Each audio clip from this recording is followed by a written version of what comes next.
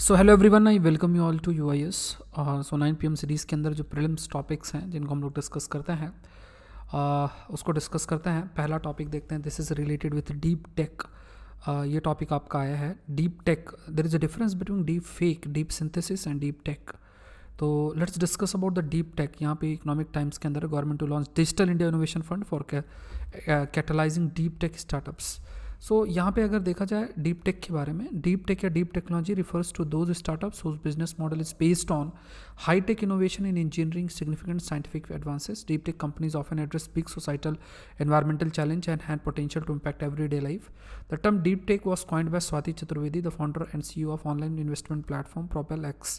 तो करेक्ट बताना। देखो यहाँ पे डीप टेक ऐसी टेक्नोलॉजीज होती हैं जो कि वी कैन से कि जिसमें बहुत अधिक टेक्नोलॉजिकल इनोवेशन है, इंजीनियरिंग से रिलेटेड या कई प्रकार की जो नई एडवांस टेक्नोलॉजीज़ हैं जो कि हमारे पूरा जिस तरीके से, चाहे हेल्थ का एरिया हो, एजुकेशन का एरिया हो, ट्रांसपोर्टेशन का एरिया हो, किसी भी एरिया की अगर बात करें तो वहाँ पे ये टेक्नोलॉजी जो है आती हैं और एक नई प्रकार की जो ये टेक्नोलॉजीज़ हैं वो डेवलप होती हैं और हमारे बहुत सारे जो प्रॉब्लम्स हैं, चैलेंजेस हैं जो हम सामाजिक लेवल पे फेस करते हैं, एनवायरमेंटल लेवल पे फेस करते हैं, उसको ये दूर करती हैं। तो ये टेक्नोलॉजी एक प्रकार से सॉल्यूशन बेस्ड टेक्नोलॉजीज़, यानी हम डीप टेक शब्द कहते हैं। तो ये स्वाति चतुर्वेदी है, इनके द्वारा ये टर्म जो है हाईलाइट किया गया था, जो कि फाउंडर CEO हैं online investment platform propel x के।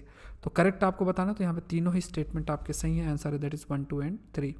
नेक्स्ट टॉपिक है, this is related with the fall of rupees. Rupees का जो वैल्यू है, उसका जो फॉल है, उससे रिलेटेड है।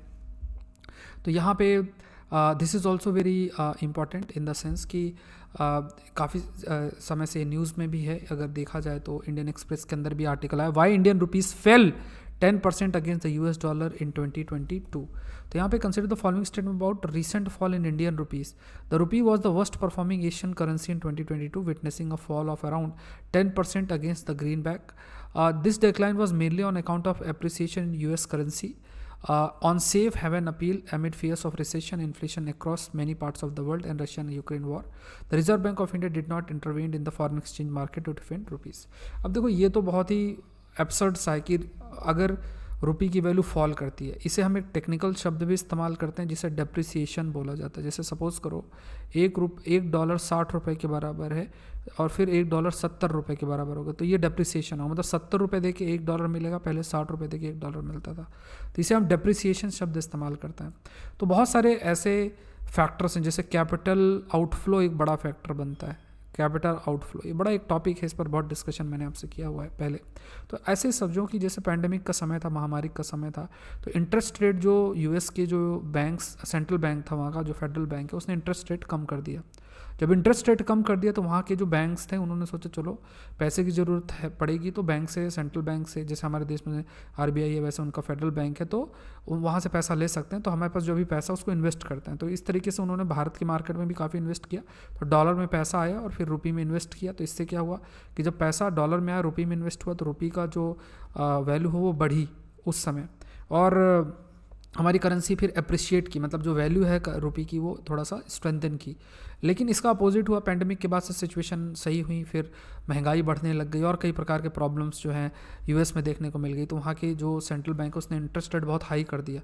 तो तुरंत जो पैसा उन बैंक्स ने इन्वेस्ट किया तो पैसा तुरंत वापस लेकर जाने लग गए। तो फिर वो वही पैसा दे के और फिर डॉलर में पैसा लेकर जाना था। इससे डॉलर की जो वैल्यू है वो बढ़ गई, स्ट्रेंथन होने लगी, रुपी वीक पड़ता चला गया।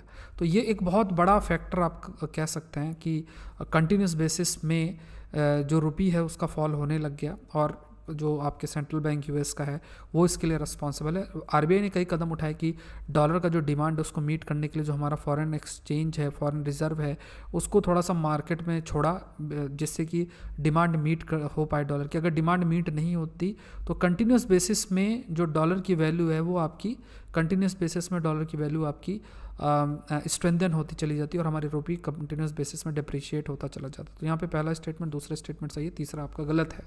तो आंसर 1 एंड 2 है। नेक्स्ट देखते हैं, this is related with millet. Millets के बारे में है, देखा जाए तो अभी कई प्रकार के इस पर देखा जाए कि मिलेट्स की अगर हम बात करें तो जो ऑनरेबल प्राइम मिनिस्टर हैं गवर्नमेंट ऑफ इंडिया, इसमें हाईलाइट किया कि government of India sponsored the proposal for international year of millet 2023, जो कि यूनाइटेड नेशन के द्वारा एक्सेप्ट किया। तो मिलेट पे प्रश्न प्रीलिम्स में भी आपका जो है वो फ्रेम हो सकता है, there can be a question on millet. Mains में भी प्रश्न जो है वो बन सकता है। मिलेट का बहुत आपका पोटेंशियल भी बहुत ह्यूज है, अगर देखा जाए तो बहुत ह्यूज पोटेंशियल भी है। और because of this huge potential nutritional values की अगर बात अगर किया जाए तो government of India has prioritize millet in April 2018। Millet were rebranded to Nutri Cereals, followed by the year 2018 declared as National Year of Millets, जिससे कि जो प्रपोर्शन है डिमांड जनरेशन वो इंक्रीज़ किया जाए। ग्लोबल मिलेट मार्केट जो है वो कहा गया कि काफ़ी तेज़ी से आपका ग्रो करेगा, तो इससे एग्रीकल्चरल जो क्रॉप्स हैं उनको भी ग्रो होना चाहिए। तो पीआईबी के अंदर ये न्यूज़ है, ये इस पर बेस्ड ही प्रश्न है आपका। Millets were among the first crop to be domesticated in India with several evidence of its consumption during the Indus Valley civilization, being grown in more than 130 countries. At present, millets are considered traditional food for more than 500 million people across Asia and Africa. In India, millets are primarily a rabi crop requiring less water, agricultural inputs than other similar staples. तो देखो ये रबी नहीं, रबी crop जो अक्टूबर नवंबर में grow करते हैं, तो इसे मई जून के समय ग्रो करते हैं, तो ये खरीफ क्रॉप है, ये खरीफ क्रॉप है। तो ये स्टेटमेंट आपका गलत हो गया।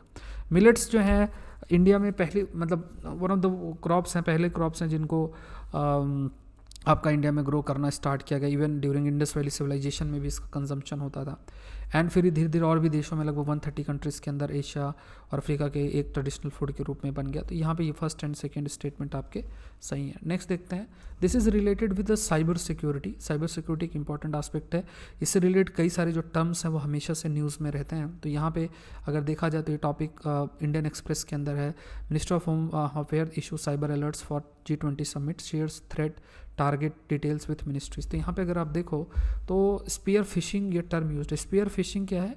Is a type of phishing attack target specific individual और organisation typically through malicious pen drive. The goal of the spear phishing is to steal sensitive information.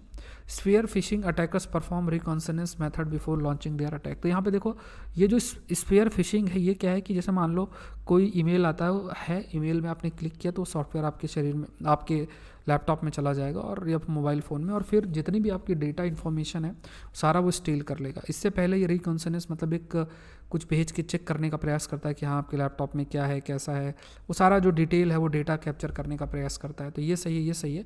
तो ये मैलिशियस पेन ड्राइव से नहीं, मैलिशियस ईमेल से, कोई email आया उसमें click करने को बोला, आपने क्लिक कर दिया, तो उस स्थिति में होता है। तो यहाँ पे पहला स्टेटमेंट आपका गलत है, आंसर इसका डी होगा। नेक्स्ट देखते हैं, this is related with European union. तो यूरोपियन यूनियन हमेशा से ही न्यूज़ में आपका रहा है। तो यहाँ पे अगर देखें तो इस पर ये द वीक के अंदर आया है, Croatia becomes a fully integrated member of the European Union. With reference to European Union consider the following statement, recently Slovenia adopted the euro, became the 27th nation to join Europe's passport free Schengen zone. The European Union is the supranational continental political economic union of 27 member states that are located primarily in Europe. The United Kingdom became the only member state to leave the European Union 2020. United kingdom में European union को leave कर दिया, ये तो सही statement है। और इसमें लगभग आपके 27 देश हैं, पहले 28 थे, ब्रिटेन जो है वो उसने नाम वापस ले लिया, 27 देश है। और अभी जो है हाल में ही एक देश है जो कि क्रोएशिया है। क्रोएशिया ने यूरो को एज अ करेंसी के रूप में अडॉप्ट किया है और उसने ज्वाइन किया पासपोर्ट फॉर सेस्गन रीजन। तो ये क्या है कि यूरोप के अंदर जो भी देश यूरोपियन यूनियन का है, तो अब अगर आप एक का पासपोर्ट लेते हो तो सब सारी कंट्रीज़ में मूव कर सकते हो, तो इसलिए से सेस्गन जोन भी कहा जाता है। जैसे आप हमारे लाइक इंडिया में हो तो फिर दूसरे देश में जाना तो पासपोर्ट चाहिए होगा, फिर दूसरा वीज़ा चाहिए होगा, इस टाइप से होता है। यहाँ पे एक जगह से फिर आप दूसरा, एक प्रकार से बॉर्डरलेस है, आप मूव कर सकते हो, जैसे कि आप एक स्टेट से दूसरे स्टेट इंडिया के अंदर मूव करते हो, इस तरीके से कंट्री टू कंट्री मूव कर सकते हैं। So this session was presented by me, my name is Saurabh Pandey. और जनवरी का करंट अफेयर्स ऑलरेडी लॉन्च हो चुका है, क्लासेस आपकी स्टार्ट जैसे 11:30 बजे होते हैं। इसमें देखो हिंदू कवर होता है, डिटेल में एडिटोरियल और सब कुछ कवर होता है। उसमें मैं आपको माइंड मैप्स भी प्रोवाइड करता हूँ, फिर MCQs भी कवर होते हैं, उसका मैं आपको PDF प्रोवाइड करता हूँ। उसके बाद आंसर राइटिंग भी होती है, आंसर आपको चेक भी होते हैं, सारी चीज़ें हैं। तो बहुत डिटेल कोर्स है, 2 दिन आपको मिलते हैं, आप रिवीजन करो अच्छे तरीके से। तो करंट अफेयर्स में आपको कुछ करने का ज़रूरत नहीं पड़ेगा, क्योंकि बहुत बड़ा चैलेंज होता है। अगर आपका करंट अफेयर का समय या इशू दूर हो जाए तो फिर आप दूसरी सारी चीज़ें बहुत मन लगा के पढ़ सकते हो, जैसे अपना ऑप्शनल, इथिक्स, इन सब चीज़ों में। तो आपको बस कोर्स करना है इसको, ये डेली बेसिस में रहेगा, मतलब वीक में 5 डेज़, और बाकी दिनों में आप अच्छे से रिवाइज करो बढ़िया तरीके से। और अगर आप 23-24 की तैयारी कर रहे हैं तो ज़रूर से आपको जुड़ना चाहिए। कैसे जुड़ोगे? unacademy.com में जाओ, UPSC CSC सेलेक्ट करो, SPLIV। अब देखो इंटरेस्टिंग क्या है कि आप 18 महीने के लिए जुड़ोगे तो मेरा कोर्स तो कर ही सकते हो, साथ में सारे एजुकेटर के courses, polity, history, geography, economy, जो टॉप एजुकेटर्स इंडिया के सबके कोर्सेज आपके लिए, लाइव क्लासेस, वो सब कुछ आपके लिए फ्री रहेंगी। मतलब सारी, अभी ग्रेट ऑफर है, 23% ऑफ है।